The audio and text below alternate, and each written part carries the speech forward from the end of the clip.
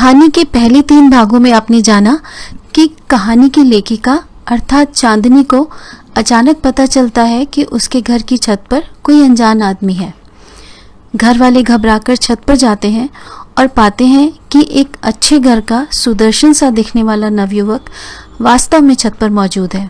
ये लोग उसकी काफ़ी पिटाई करते हैं, पर यह लड़का और नीचे सड़क पर खड़े इसके दोस्त ये नहीं बताते हैं कि ये लड़का जिसका नाम अथर्व है इनकी छत पर आया ही क्यों और कैसे। पुलिस को बुला लिया जाता है, पर बाद में चांदनी के पति पुलिस में FIR लॉन्च करवाने से मना कर देते हैं। इधर चांदनी को 28 वर्ष पूर्व की अपने जीवन की एक मनहूस घटना याद आ जाती है, जब घर में किसी के न होने पर उसने अपने एक दोस्त को घर बुला लिया था, पर अचानक ही घर के लोग वापस आ गए थे और चांदनी को अपनी सफाई का मौका दिए बिना परिवार की इज्जत बचाने के लिए सजा के रूप में उसका विवाह एक ऐसे युवक से कर दिया जाता है जिसे वो नापसंद करती थी। कई वर्षों के पश्चात एक विवाह में चांदनी को पुनः वही युवक मिलता है जो उसकी छत पर मिला था। अब आगे चौंक कर देखा तो चेहरा कुछ जाना पहचाना सा लगा। आने वाले ने निगाहें झुका ली। बस उसी क्षण मेरे दिमाग में उसका नाम कौंध गया, अथर्व। उसने हल्के से मुस्कुराकर और सिर झुकाकर स्वीकार किया।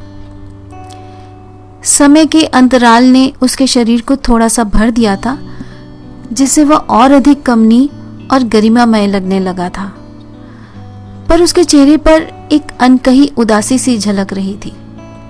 धीरे से बोला, कैसी हैं आप? ठीक हूं, और तुम यहाँ क्या कर रहे हो? मैंने पूछा। वो मैं दरअसल 1 मिनट, कॉफ़ी पियेंगे ना आप मेरे साथ? फिर मेरे उत्तर की प्रतीक्षा किए बिना ही अंदर जाकर 2 कप कॉफ़ी ले आया और मेरे साथ वाली कुर्सी पर ही बैठ गया। धीरे धीरे बोला, दरअसल बहुत समय से आपसे मिलना चाह रहा था। उस दिन आपने मुझसे पूछा था कि मैं क्यों गया था आपकी छत पर तब मैं जवाब नहीं दे सका था, और उस परिस्थिति में तो कोई भी मेरी बात का विश्वास नहीं करता। पर मैं सब बातें बताना चाहता हूँ, मेरे दिल के अंदर भरी हुई है। कोई तो सुने और विश्वास करे मेरी बात का कि मैं सच कह रहा हूँ। और पता नहीं क्यों ऐसे में मुझे हमेशा आपका ही ध्यान आता था, पर आपके घर आने की कभी हिम्मत नहीं होती थी। लगता था कि कहीं फिर पहले जैसे ही सीन ना हो जाए। अथर्व बताने लगा, मौनी से कभी किसी फंक्शन में मिला था मैं। उसके बाद से हमेशा वो फ़ोन कर कर के बात करने की कोशिश किया करती थी। छोटी बच्ची ही थी वो, एडोलेसेंट यू नो। मैं तो पहले से ही किसी और को पसंद करता था और हम दोनों ने ये तय किया हुआ था कि पहले करियर पर फोकस करेंगे, उसके बाद ही मैरिज का सोचेंगे। वो भी कॉम्पिटिशन्स की तैयारी में लगी थी। मौनी जब भी फ़ोन करती मैं उसे हमेशा समझाया करता था कि अभी वो बहुत छोटी है, सिर्फ पढ़ाई पर ध्यान दे, और मुझे भी डिस्टर्ब करती है पढ़ाई में, ऐसा ना करे। उस दिन हम लोग कोचिंग सेंटर से निकल ही रहे थे कि फिर मौनी का फ़ोन आ गया। मुझे बहुत गुस्सा आया। मैंने उसे फिर वही बात समझाई, पर उस दिन वो पीछे ही पड़ गई थी कि मैं उसके घर आकर बात करूं, क्योंकि घर पर कोई नहीं है। इस बेवकूफ़ लड़की की वजह से मेरी पढ़ाई पर बहुत असर पड़ रहा था, तो हम तीनों उसे समझाने के लिए ही उसके घर जा रहे थे। मेरे दोनों दोस्त कार में थे और मैं बाइक पर था।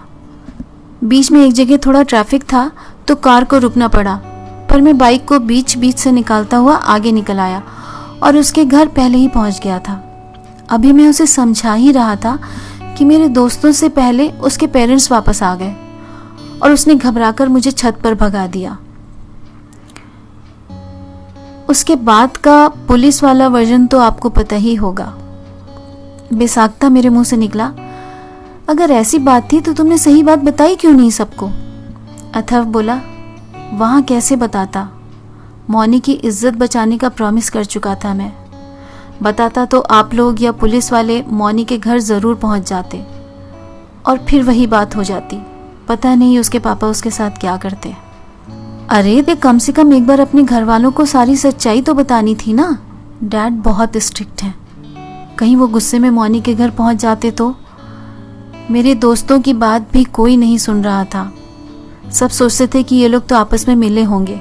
हालांकि बाद में उस इंस्पेक्टर ने पैसे लेने के बाद भी मेरे डैड को बता दिया था। तब फिर मुझे मार पड़ी थी। पर मुझे ज़्यादा बुरा इस बात का लगा था कि मेरे घर वाले तक मेरी बात सुनने को तैयार नहीं थे। विश्वास करना तो दूर की बात है, पर जाने क्यों मुझे लगता था कि आप मेरी बात ज़रूर सुनेंगी। कितना सही सोचा था उसने। मुझसे अधिक अच्छी तरह कौन सुन सकता था उसकी बात। मैंने पूछ लिया, मौनी से मिले? बोला, अरे नहीं नहीं, उससे तो मिलना ही नहीं था, बहुत गड़बड़ हो जाता। मैं चौंकी, तो फिर यहाँ क्यों आए हो? वो बोला, आपसे मिलने। जानता था आप इस शादी में ज़रूर मिलेंगी, तभी आपसे सब बातें कह सकूँगा। शायद दिल हल्का हो जाए। मेरा जी कैसा तो हो आया। इतने वर्षों से ये लड़का कितना बोझ अपने दिल में समेटे जी रहा होगा। कैसा लगा होगा इसे जब इसके घर वालों ने ही इसकी बात नहीं सुनी होगी। मैंने पूछा, शादी हो गई तुम्हारी उस लड़की से जो तुम्हारी गर्लफ्रेंड थी? नहीं, मेरी शादी तो डैड ने तभी करवा दी थी, अपने किसी फ्रेंड की बेटी से। देखेंगी? कहते हुए उसने अपने वॉलेट से निकालकर अपनी पत्नी की फोटो दिखाई। बेहद साधारण रंग रूप की स्वामिनी मुझे देखकर मुस्कुरा रही थी। अच्छी ही होगी, परंतु बाह्य सौंदर्य में अथर्व के समक्ष वो कहीं भी ठहर नहीं पा रही थी। अथर्व आंखें नीचे किए वॉलेट के ऊपर उंगली फिरा रहा था। मैं किंग कर्तव्य विमूढ़ सी बैठी उसे देख रही थी। मेरे मन के चोर ने रोकते रोकते भी उससे पूछ लिया, तुमने माफ कर दिया अपने डैड को? वो सिर झुकाए चुप रहा, पर उसका जवाब आने तक मेरा कलेजा उछल कर बाहर आने को हो रहा था। बोला, पता नहीं, पर मैं वहां कभी जाता ही नहीं हूं, मेरा मन ही नहीं करता, ना मैं उनसे बात करता हूं। मैंने दूसरे शहर में बिजनेस कर लिया है। सन्नाटा पसर गया था हम दोनों के बीच। फिर मेरे कानों में अथर्व की आवाज पड़ी, चलता हूं, थैंक यू, मेरी बात सुनने और विश्वास करने के लिए। डबडबाई हुई मेरी आंखें उसे दूर जाते हुए देख रही थीं। सोच रही थी, क्या काफी कुछ एक सी परिस्थितियों में नहीं थे तब का हिमांशु और आज का अथर्व?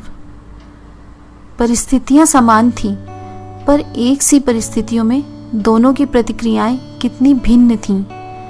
जहां एक और था हिमांशु, जिसने मेरे साथ जीने मरने की कस्में खाई थीं, मुसीबत के समय मुझे गहरे कुएं में गिरा अपनी जान बचाकर चला गया था। वहीं दूसरी ओर अथर्व था, जिसने एक किशोरी की इज्जत बचाने की खातिर, उस किशोरी की जिससे उसका कोई रिश्ता तक नहीं था, जानते बूझते एक तरह से अपना करियर, अपना पूरा भविष्य ही दांव पर लगा दिया था। कितनी तड़प, कितना बोझ रहा होगा इस युवक के अंदर, जो इतने वर्षों तक इंतजार करता रहा था अपनी गाथा एक अनजान स्त्री को सुनाने के लिए, क्योंकि उसे कोई और सुनने वाला मिला ही नहीं था। मेरा दिल चीख चीख कर दुनिया से पूछना चाह रहा था, क्या माता पिता का कर्तव्य सिर्फ इतना ही होता है कि संतान से गलती हो जाए तो उसे सजा दें? क्या संतान की नादानी में की गई गलती की जिम्मेदारी लेना भी उनके कर्तव्यों में नहीं आता? और क्या उस सजा का असर अप्रत्यक्ष रूप से खुद उन्हें भी नहीं भुगतना पड़ता? क्या मेरे बाबूजी और अथर्व के डैड ने इतनी कठोर सजा देकर अपने बच्चों को सदा के लिए खो नहीं दिया था? और क्या उसके बाद वे सुखी रहे होंगे? क्या बीच का कोई रास्ता नहीं निकल सकता था? अधिक खींच देने पर क्या कमान कभी टूट नहीं सकती? और उस परिस्थिति में क्या सारा दोष कमान का ही है? खींचने वाले की क्या भूमिका है? ईश्वर ने अपनी सर्वश्रेष्ठ रचना मानव को ही क्षमा या माफ़ी का सर्वोत्तम गुण प्रदान किया है। माता पिता जो अनजान लोगों तक को खुले हृदय से क्षमा कर देते हैं, अपनी ही संतान के समय क्षमादान में इतने कृपण क्यों हो जाते हैं? मस्तिष्क कई अनसुलझे प्रश्नों की ऊहापोह में बुरी तरह उलझा था, जिनके मेरे पास कोई जवाब नहीं थे। यह था इस लंबी कहानी का चौथा और अंतिम भाग। कहानी यहीं समाप्त होती है। आप सब स्वस्थ रहिए, खुश रहिए।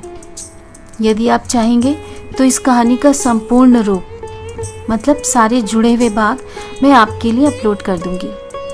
कमेंट बॉक्स में कमेंट करके प्लीज़ मुझे ज़रूर बताइएगा। धन्यवाद।